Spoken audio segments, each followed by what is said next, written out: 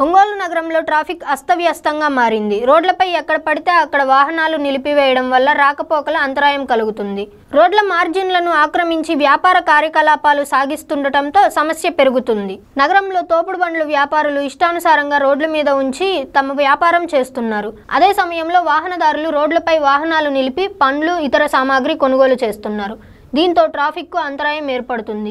ఇంకా అనేక ప్రాంతాల్లో అదే పరిస్థితి కనిపిస్తుంది. ఇలాగే ఆటో డ్రైవర్లు ఎక్కడ పడితే అక్కడ నిలిపి ప్రయాణికులను ఎక్కించుకుంటున్నారు. ఇంత జరుగుతున్న ట్రాఫిక్ పోలీసులు అంటిముట్టనట్లు వ్యవహరిస్తున్నారు. ట్రాఫిక్ క్రమబద్ధీకరణ ఎలాంటి చర్యలు తీసుకోకపోవడంపై విమర్శలు తావిస్తోంది. దీనికి తోడు నగరంలో ట్రాఫిక్ సిగ్నల్స్ ఎక్కడా సక్రమంగా పనిచేయడం లేదు. ప్రధానంగా చర్చి సెంటర్లో ఈ పరిస్థితి కనిపిస్తుంది. అక్కడ ఒకే ఒక కానిస్టేబుల్ నామమాత్రంగా విధులు నిర్వహించి వెళ్లిపోతున్నాడు. సాగర్ సెంటర్, మంగమూరు రోడ్ జంక్షన్లలో ఎక్కువగా రద్దీగా ఉంటుంది. ఆయా ప్రాంతాల్లోనూ సిగ్నళ్లు పనిచేయడం లేదు.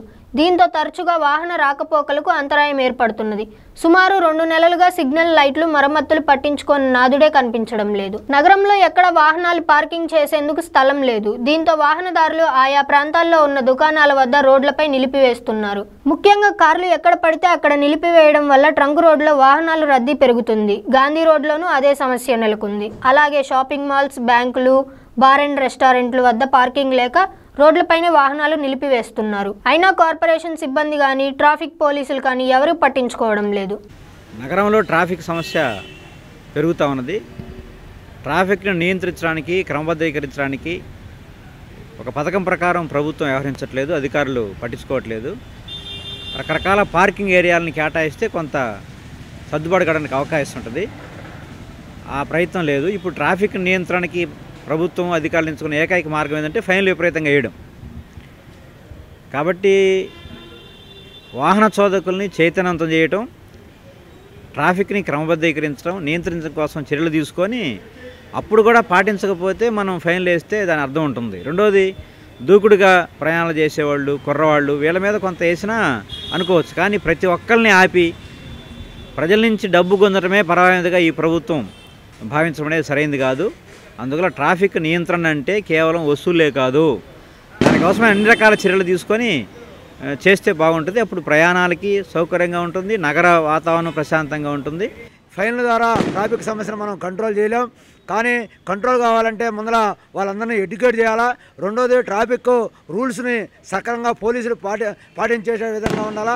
అన్ని వేళలా రూళ్ళు వైలేట్ కాకుండా ఉంటే, నిబంధనలు పాటిస్తూ ఉంటే ప్రజలు కూడా దానికి అలవాటు పడి ఈ నిబంధనలుగా వెళ్తారు. కానీ పోలీసు ఇదే విధంగా ట్రాఫిక్ సిగ్నల్స్ సరిగా ఉండి, మూడోది ఫైన్లు లేకుండా వీళ్ళని కంట్రోల్ చేయడం ద్వారా ఈ ట్రాఫిక్ సమస్యను పరిష్కారం చేయవచ్చు.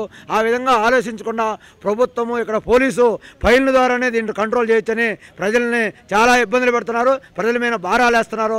కాబట్టి ఈ ఫైన్లు ఉపసంహరించుకోవాలని ట్రాఫిక్ సమస్యకి. అదేవిధంగా ఇప్పుడు కర్నూలు రోడ్లకు సంబంధించి పార్కింగ్ సమస్య లేదు. గాంధీ రోడ్లో అయితే సెంటర్లో పార్కింగ్ ఇచ్చి అక్కడ పెట్టుకొని ఆ వైపు ఈ వైపు వెళ్తున్నారు వాహనదారులు. కానీ కర్నూలు రోడ్లో కూడా అటువంటి ఏర్పాటు చేయాలి. ఇప్పుడు సాగర్ రోడ్ సెంటర్లో ఆ పక్కన పెట్టుకోవడానికి అవకాశం ఇవ్వాలా.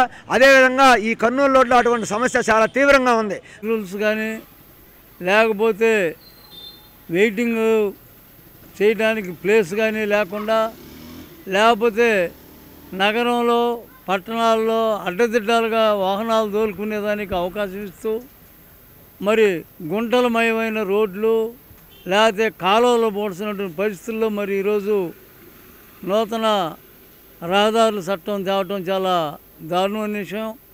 ప్రాథమికంగా రాష్ట్ర వ్యాప్తంగా ఉన్న రోడ్లు గతుకులమయం కాకుండా, గుంటలు లేకుండా మార్జిన్లు పెట్టి దానికి ట్రాఫిక్ రూల్స్ సక్రమంగా అమలు చేస్తూ అప్పుడు రూల్స్ అతిక్రమించిన వాళ్ళ మీద పెన్ను వేస్తే బాగుంటుంది. కానీ ఇవాళ నువ్వు అక్కడేం చేయకుండా పన్ను వేయటువంటి చాలా దారుణమైన చర్య.